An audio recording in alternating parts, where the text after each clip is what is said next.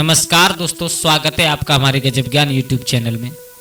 दोस्तों, चाहे मर जाना लेकिन स्त्रियों को कभी ये 3 बातें मत बताना। हाँ दोस्तों, आज की ये कहानी है, ये बड़ी ही शिक्षाप्रद, बड़ी ही प्रेरणादायक कहानी है। इस कहानी से हम और आपको बहुत कुछ सीखने के लिए मिलेगा। चाहे इंसान के ऊपर, चाहे हमारे ऊपर कितना भी बड़ा संकट क्यों ना आ जाए, लेकिन स्त्रियों को कभी भी भूलकर ये 3 बातें नहीं बतानी चाहिए। और जो इंसान ये 3 बातें भूल करके अपनी पत्नियों को, स्त्रियों को बता देते हैं, वो जीवन में कभी सुखी नहीं रहा करते। हाँ दोस्तों, आ जाओ, आप लोगों के सामने कहानी पेश है। कहानी प्रारंभ करने से पहले आप लोगों से निवेदन करूंगा कि अगर आप हमारे गजब ज्ञान यूट्यूब चैनल पर नए दर्शक, मेहमान, बंधु बनकर के आए हैं तो प्लीज़ हमारे चैनल को सब्सक्राइब कर लें और हो सके तो अपने परिवार और दोस्तों के साथ में शेयर जरूर कर दें, क्योंकि दोस्तों जब तक आप शेयर नहीं करोगे तब तक इस वीडियो का लाभ उन लोगों को नहीं मिल पाएगा। और इस कहानी के अंत में 3 ऐसी बातें सुनने के लिए मिलेंगी जिन बातों को कभी भी भूल करके अपनी पत्नियों को, स्त्रियों को नहीं बताना चाहिए। तो दोस्तों आ जाओ, आप लोगों का समय ज़्यादा बर्बाद ना करते हुए, और हाँ, आपसे एक निवेदन है, कृपया वीडियो अगर आपने खोल ली है तो इसको पूरा जरूर देखें, क्योंकि जब तक आप पूरा नहीं देखोगे तब तक कोई बात समझ में नहीं आएगी और आधा अधूरा ज्ञान हमेशा खतरनाक साबित हुआ करता है। तो दोस्तों आ जाओ, गौर करते हैं कहानी की तरफ कि किसी गांव में और एक केशव नाम का लड़का रहा करता था।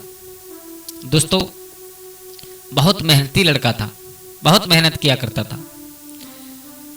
जिस नगर में वो रहा करता था, उस नगर में बड़े बड़े पैसे वाले धनवान लोग रहा करते थे, लेकिन उस नगर में, पूरे गांव के बीच, पूरे नगर के बीच कोई गरीब इंसान था, तो वही केशव नाम का लड़का था। बेचारा पूरे दिन बहुत मेहनत किया करता था। जो गांव के बड़े बड़े पैसे वाले सेठ लोग थे, उनकी गायें चराया करता था। जो कुछ भी मिलता था अपने परिवार का पालन किया करता था। घर में पत्नी थी। केशव दिल का इतना साफ था, इतना साफ था कि वो हर बात अपनी पत्नी को आकर के बताया करता था। हाँ दोस्तों, इतना मन का साफ था, उससे किसी भी बात की कोई गिलानी नहीं थी, किसी भी बात की कोई उसे ऐसी कोई बात नहीं थी कि मैं अपनी पत्नी को ना बताऊं। हर बात आकर के बताया करता था। लेकिन उसकी यही भूल और उसे कितने गहरे के लिए लेकर के गई, दोस्तों आज कहानी में हम और आपको यही सुनने के लिए मिलेगा। और वो कौन सी बातें होती हैं जो अपनी पत्नी को कभी नहीं बतानी चाहिए। तो दोस्तों, जब धीरे धीरे समय निकल रहा है, छोटे छोटे नन्हे नन्हे 2 बच्चे हैं, आंगन में एक पत्नी है। और पत्नी तो आप लोग जानते हो कि स्त्रियां ऐसी हुआ करती है जिनके पेट में कभी कोई बात नहीं रुका करती। केशव अपनी पत्नी को हर बात बताता है। तो एक दिन विधि के विधान को कौन मिट सकता है। एक दिन किसी कारणवश, और जो केशव किसी धनी इंसान के घर, जिस धनी इंसान की गाय चराने के लिए जाता था, उस धनी इंसान ने अपने पास बुलाकर के केशव से कहा, लाला आज के बाद तुम्हें हमारे घर आने की जरूरत नहीं है। बोले क्यों? बोले जिस काम को आप किया करते थे उस काम पर हमने एक दूसरे इंसान को रख लिया है। आज के बाद तुम्हारी यहाँ कोई नौकरी नहीं है, तुम्हारे यहाँ कोई जगह नहीं है, और आज तक जितना पैसा तुम्हारा हुआ, जितना कुछ तुम्हारी नौकरी या जो कुछ भी था, जितना हुआ उतना आप ले जा सकते हो। मेरे भैया अपना जो कुछ भी हिसाब किया, जो कुछ भी बना, अपने साथ लेकर के अपने घर आया। उदास मन से घर में आकर के आंगन में बैठा है। पत्नी ने पूछा, क्या हुआ, आज क्या चक्कर है, आप उदास कैसे हो? तो वो जो पैसे मिले थे निकाल करके पत्नी के हाथ पर रख दिए। पत्नी देख करके बहुत खुश हुई, लेकिन वो खुशी थोड़ी देर की थी। केशव ने कहा, बद्रे आज वो हुआ है जिसकी हमें कोई उम्मीद नहीं थी। बोले क्या हुआ? बोले आज हमारे साथ वो हुआ है कि हमारे सेठ ने हमसे मना कर दिया कि आज के बाद यहाँ पर तुम नौकरी के लिए नहीं आओगे। और तुम तो जानती हो घर में इतना कुछ नहीं है कि हम घर पर बैठ करके अपने बच्चों का पालन कर सकें। अब कोई काम भी नहीं है, अब कोई धंधा भी नहीं है हमारे पास, करें तो करें क्या? मेरे भैया अब आंगन में रहने लगा। कुछ दिन व्यतीत हुए, जो कुछ भी थोड़ा बहुत धन माल था वो खत्म हो गया। कुछ समय बाद केशव के ऊपर वो नौबत आई कि आज केशव एक रात्रि अपने बच्चे और अपनी पत्नी के साथ भूखा सोना पड़ा। दोस्तों, ये समय है, इंसान का समय बदलने में देर नहीं लगती, समय बदल जाता है इंसान का। केशव दूसरे की गाय चरा करके गुजारा किया करता था, आज उस केशव के घर में इतना कुछ नहीं है कि अपने बच्चों का पेट भर सके। आज भूखा ही बेचारा सो गया। मेरे भैया अब सुबह हुआ। केशव ने कहा, कुछ ना कुछ तो करना है, जरूर बच्चों का पेट भरना है कहीं ना कहीं से। तो हाथ में कुल्हाड़ी ली, एक रस्सी ली, और कुल्हाड़ी रस्सी लेकर के कहाँ जंगल की तरफ चला है। विचार किया जंगल से थोड़ी बहुत लकड़ी काट करके लेकर के आएंगे और उन लकड़ियों को बाजार में बेच करके जो कुछ भी आटा दार मिलेगा उससे बच्चों का पेट भर जाएगा, अपना न सही कोई बात नहीं। मेरे भैया ये होती है परिवार की जिम्मेदारी। आज वो केशव लकड़ी काटने के लिए रस्सी और कुल्हाड़ी लेकर के जंगल में पहुंचा। एक पेड़ के पास में खड़ा हुआ। अब केशव के हृदय में दया आई, बोले मैं अपना पेट भरने के लिए इस पेड़ को काटूंगा। लेकिन कहते हैं ना कि जब पेट में भूख लगती है तो धर्म अधर्म सब इंसान भूल जाता है। उसी पेड़ को काटने के चक्कर में केशव आंकड़ा है, तभी वहां से एक संत गुजरे। संत निकल करके गए। संत ने जाकर के केशव से पूछा, क्यों बेटा तुम बहुत दुखी नजर आ रहे हो। केशव ने रस्सी और कुल्हाड़ी फेंक दी और बाबा के पैर पकड़ लिए। बाबा जी, स्वामी जी, क्या बताएं, मैं इतना दुखी हूं कि मैं आपको बता नहीं सकता। बोले क्या हुआ। बोले बाबा जी, मेरे पास जो नौकरी पेशा धंधा जो कुछ भी था एक ही था कि मैं एक सेठ की गाय चराया करता था, और अभी कुछ दिन पहले सेठ ने उस काम से भी मेरे से मना कर दिया। मेरे पास इतना कुछ नहीं है, ये रात्रि निकल की गई है, इस रात्रि में मेरे बच्चे और मेरी पत्नी भूखे सोए। बाबा हमारी समझ में ये नहीं आता, हम करें तो करें क्या। तो देखो हमारे विद्वान कहते हैं कि दया बिन संत कसाई। वो संत नहीं होता जिसके हृदय में दया ना हो। उस महात्मन को, उस संत को दया आई तो संत ने कहा कि सब मैं तुम्हारे संकट को तो टाल सकता हूं, लेकिन एक बात का तुम्हें ध्यान रखना होगा। बोले कहो। बोले मैं तुम्हें एक चीज देने के लिए जा रहा हूं और इस चीज को भूल कर भी किसी को मत बताना, कहां से लाई, क्या चीज है। अगर इस बात पर तुम सहमत हो तो अभी इसी वक्त हम तुम्हारे संकट को टाल देंगे। केशव ने कहा बाबा चाहे मेरी जान चली जाए लेकिन मैं इस बात को किसी को नहीं बताऊंगा। संत ने कहकर के भेजा था कि अगर तुम्हें अपने से दूसरे को अगर किसी को बता दी उसी समय ये चीज तुम्हारे पास से गायब हो जाएगी, ध्यान रखना। बोले ठीक है बाबा जी, मैं किसी को नहीं बताऊंगा। तो मेरे भैया संत ने अपनी झोली से निकाल करके और एक थैली दी और कहा कि ये थैली वो है जिसमें कभी धन खत्म नहीं होता, ध्यान रखना। इस थैली को हाथ में लेकर के अगर तुम कहोगे संत की कृपा हो, जितना धन तुम्हें आवश्यकता होगी, जिस चीज की तुम्हें आवश्यकता होगी वो चीज तुम्हें मिलेगी, ध्यान रखना। लेकिन भूल से भी किसी को बता मत देना, अन्यथा तुम्हारे पास से ये चली जाएगी। बोले बाबा ठीक है। बाबा जी के पैर छुए, रस्सी और कुल्हाड़ी वहीं फेंक दी। बोले परमात्मा तुम क्या कराने जा रहे थे हमसे। अपना पेट भरने के लिए हम किसी पेड़ को काटने के लिए जा रहे हैं, जबकि पेड़ काटना बहुत गलत बात हुआ करती है। मेरे भैया लेकर के घर आया, स्नान ध्यान किया। पत्नी बच्चों ने देखा, बोले पिताजी कुछ लाए। बोले कुछ नहीं लाए। स्नान ध्यान करने के बाद में पूजा अर्चन बंदन की, उसके बाद उस थैली को पास में रख करके बैठ गया और कहा कि अगर एक सच्चे संत की कृपा है, अगर मेरा दिल बिल्कुल साफ है, अगर संत ने मुझे तन मन धन से ये थैली दी है तो इस थैली से आज खाने लायक आटा दाल उत्पन्न हो जाए।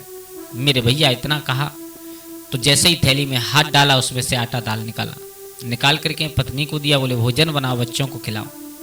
मेरे भैया बच्चों ने भरपेट भोजन किया, पत्नी ने किया। जो कुछ भी थोड़ा बहुत बचा वो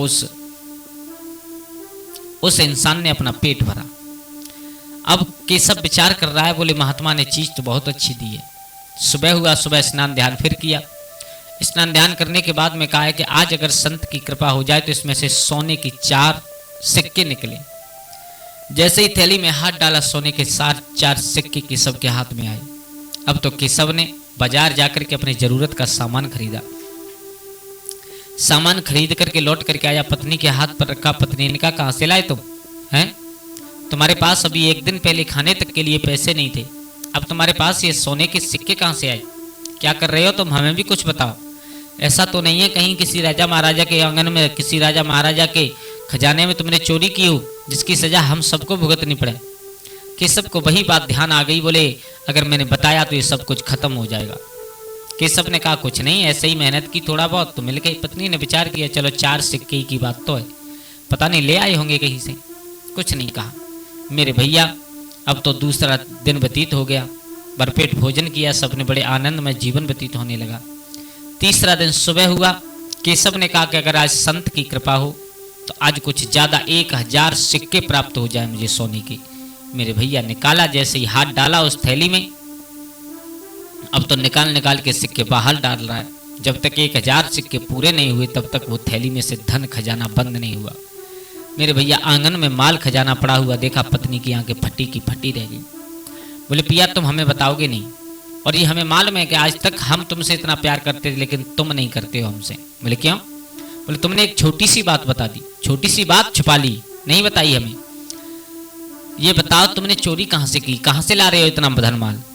केशव ने विचार किया, मैंने अगर इसे बता दिया तो सब कुछ खत्म हो जाएगा, लेकिन कहते हैं ना कि संसार में 3 हट सबसे बड़ी होती हैं, राजहट, बालहट और तिरिया हट। एक बार के लिए राजा हट पड़ जाए तो उसे मंत्री लोग समझा देंगे, बच्चा हट पड़ जाए तो माँ बाप उसे समझा सकते हैं, लेकिन तिरिया हट पड़ जाए तो पति की कोई ताकत नहीं है जो उसे समझा दे। तिरिया जब वो स्त्री हट पड़ी, केशव ने विचार किया कि जब घर में कलह होने लगी तो ऐसे धनमाल का मतलब क्या। तो आज केशव ने अपनी पत्नी को बताया है, सुनो सारा हाल। बोले मुझे एक संत की कृपा हुई है और एक संत ने मुझे ये थैली दी है, और इस थैली से मैं जितना चाहूं उतना धन निकाल सकता हूं, जो चाहूं वो प्राप्त कर सकता हूं। मेरे भैया पत्नी ने इतनी बात सुनी, बहुत खुश हुई, आंगन में बहुत खुश हुई। उधर जब मोहल्ला गांव वाले देखने लगे, बोले ये केशव अभी कुछ दिन पहले भूखा मर रहा था, लेकिन अब इसके पास धन माल कहाँ से आ रहा है, मकान बनवा रहा है, अच्छे अच्छे कपड़े पहन रहा है, बच्चों को अच्छा अच्छा खाना खिला रहा है, कहाँ से आ रहा है इसके पास। सब लोगों को चिंता हुई। केशव को जाकर के पूछा तो केशव ने जैसे तैसे अपनी बात घुमा करके उनसे पल्ला झाड़ा, उनको कुछ नहीं बताया। लेकिन जब स्त्रियों ने जाकर के उसकी पत्नी को पूछा तो आप लोग जानते हो कि संसार में कोई ऐसी स्त्री नहीं हुई जिसके पेट में कोई बात छुप जाए। स्त्रियों के पेट में कभी बात नहीं छुपती। जब स्त्रियों ने बार बार पूछा, एक स्त्री ने आकर के कहा, बहन सुन, जितनी भी मेरी घर की बातें मैंने सारी की सारी तुझे बता दी, लेकिन मुझे क्या मालूम था कि तू इतनी पेट की कपटी निकलेगी जो तू मुझे ये बात नहीं बताएगी। बोले क्या पूछना चाहती है, पूछ।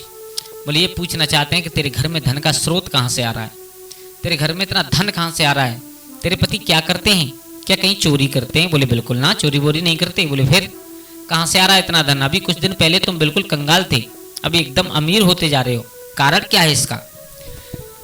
तो उस केशव की पत्नी ने सारा हाल बता दिया, अपने पति की कही हुई बात को बिल्कुल भूल गई और सारा हाल बता दिया। बोले एक महात्मा की कृपा हुई है, और एक महात्मा ने एक ऐसी थैली दी है कि जिस थैली से और जो चाहे वो चीज प्राप्त कर सकते हैं।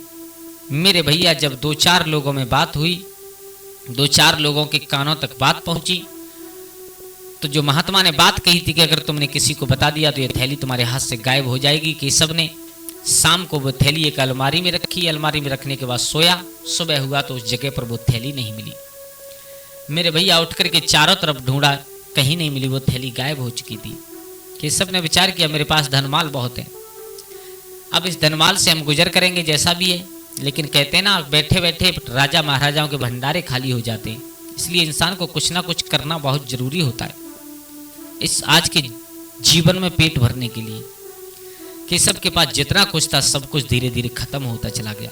मेरे भैया समय कुछ दिन बाद वही आया कि केशव जैसा पहले था, आज की रात केशव को फिर बच्चों के साथ भूखा सोना पड़ा। अब सुबह होते ही केशव ने जंगल में जाकर के उसी संत को ढूंढना प्रारंभ किया है, लेकिन सुबह से संध्या हो गई और केशव को वो महात्मा नहीं मिली। अब केशव ने विचार किया अब करें तो करें क्या, जाएं तो जाएं कहाँ। अब ऐसी कोई युक्ति निकले जिससे वो संत मिले। तो बैठ करके उसी संत का ध्यान किया है कि बाबा जी एक बार हमसे गलती हो गई, हमें उसे क्षमा कर दो, और एक बार आप केवल हमारे सामने आ जाओ। तो मेरे भैया संतों का हृदय बड़ा विदीर्ण हुआ करता है, बड़ा सज्जन स्वभाव होता है संतों का। संत भगवान उस केशव के सामने प्रकट हुए और प्रकट होकर के कहा, कहो बेटा क्या कहना चाहते हो? बोले बाबा जी कहना कुछ नहीं चाहते, गलती हो गई हमसे एक बहुत बड़ी। बोले क्या? बोले गलती ये हो गई कि तुमने मना किया था कि इसके बारे में किसी को बताना मत, मैंने अपनी पत्नी को बता दिया, लेकिन वो पत्नी ऐसी है कि जिसने सारे मोहल्ले में कर दिया और आज वो थैली गायब हो चुकी है। संत ने कहा बेटा तुमने गलती की है तो इसकी सजा तो तुम्हें मिलेगी जरूर। जब हमने तुमसे पहले साफ इनकार किया था लेकिन फिर भी तुम नहीं माने। तो केशव जब बार बार पैरों में पड़ा है, महात्मा ने कहा सुनो अब मैं तुम्हें वो थैली तो वापस नहीं दे सकता। क्यों? क्योंकि मैं भी चाहूं फिर भी वो थैली मेरे पास नहीं आ सकती, क्योंकि कहीं से मेरे पास आई थी तो यही बात एक आन लगा करके आई थी वो थैली कि अगर किसी को इसके बारे में बता दिया तो ये गायब हो जाएगी। बेटा तुमने वही किया, अब वो थैली चाहकर भी मैं तुम्हें नहीं दे सकता, लेकिन हाँ मैं तुम्हें 3 बात बता रहा हूँ। अगर तुमने उन बातों का ध्यान कर लिया तुम जीवन में कभी दुखी नहीं रहोगे। बोले कहो बाबा। बोले इन बातों का गांठ बांध लेना कि पत्नी को कभी जीवन में ये 3 बातें मत बताना भूल कर भी। बोले क्या नहीं बताएं? बोले सबसे पहली बात तो ये होती है कि अपनी कमाई का स्रोत कभी नहीं बताना चाहिए। तुम कैसे पैदा कर रहे हो, तुम क्या कर रहे हो, कितनी मेहनत कर रहे हो, कितनी लगन से काम कर रहे हो। अपनी पत्नी को कभी ये नहीं बताना चाहिए कि मैं महीने में या दिन में या साल में इतने पैदा करता हूँ, सबसे पहली बात। और पत्नी को क्या, अपनी कमाई का स्रोत तो कभी भी किसी को नहीं बताना चाहिए, चाहे पड़ोसी हो चाहे कोई हो। अगर तुम अपनी कमाई का स्रोत दूसरे को बता दोगे तो वो भी लालच बस वही काम करना प्रारंभ कर देंगे, और अगर वो काम नहीं हुआ तो फिर आपकी कमाई के ऊपर उनकी नज़र हो जाएगी। इसलिए कभी भी अपनी कमाई का स्रोत चाहे पत्नी हो चाहे पड़ोसी हो कभी किसी को बताना नहीं चाहिए। बोले बाबा ठीक है। और नंबर दूसरी बात होती है कि कभी भी अपनी कमजोरी अपनी पत्नी को नहीं बताए। हाँ दोस्तों, ये बात बिल्कुल सच है। कभी भी अपनी कमजोरी अपनी पत्नी को नहीं बतानी चाहिए, क्योंकि अगर आप अपनी कमजोरी उसे बता दोगे तो उसी बात का फायदा उठा करके और वो अपना काम बनाने के चक्कर में तुमको बार बार दबाती चली जाएगी। तुम्हारी कमजोरी हाथ में पकड़ करके तुमसे फायदा लेने लगेगी। मेरे भैया, इसलिए अपनी कमजोरी चाहे अपनी पत्नी हो चाहे पड़ोसी हो चाहे कोई हो कभी किसी को नहीं बतानी चाहिए। और नंबर तीसरी बात जो सबसे महत्वपूर्ण बात होती है, अपनी पत्नी को अपना अपमान कभी नहीं बताना चाहिए। देखो, इस जीवन में रहते हैं, संसार में रहते हैं, तो कभी कभी ऐसा होता है, कभी कभी सम्मान बहुत मिलता है, कभी कभी ऐसा होता है कहीं ना कहीं अपमान भी थोड़ा बहुत हो जाता है। तो अपने अपमान के बारे में कभी भी अपनी पत्नी को नहीं बताना चाहिए। और जो लोग ऐसा करते हैं, इन 3 बातों को अपनी पत्नियों के सामने रखते हैं, अपनी पत्नियों को बताते हैं, वो लोग जीवन में कभी सुखी नहीं रहते। बेटा ध्यान रखना, अब मैं तुम्हें थैली तो नहीं दे सकता, लेकिन ये 3 बात बता रहा हूँ, इन्हें अपने जीवन में गांठ बांध करके रख लेना, कभी जीवन में दुखी नहीं रहोगे। मेरे भैया, वो केशव उन 3 बातों को अपने मन में मनन करने के बाद वहाँ से चला आया। मेहनत मजूरी करने के बाद फिर से थोड़ा बहुत अमीर होने की कोशिश कर रहा है, जैसे तैसे अपने बच्चों का पेट भर रहा है। तो दोस्तों, इस कहानी से हमें केवल यही सीखने के लिए मिलता है कि अगर वो केशव की पत्नी ये गलती ना करती तो शायद आज केशव को ये सब कुछ खोना नहीं पड़ता। तो कभी भी इन 3 बातों को अपनी पत्नी या पड़ोसियों को कभी बताना नहीं चाहिए। सबसे पहली बात ये हुआ करती है। तो दोस्तों, कैसी लगी आप लोगों को हमारी ये कहानी? अगर अच्छी लगी हो तो हमारे चैनल को सब्सक्राइब करें और हो सके तो अपने परिवार और दोस्तों के साथ शेयर जरूर करें। दोस्तों, आज के लिए बस इतना ही। कल फिर मिलते हैं किसी एक नई कहानी, एक नई चर्चा के साथ। तब तक के लिए सभी लोग आनंदित रहें, खुश रहें। जय श्री राधे, जय श्री राम।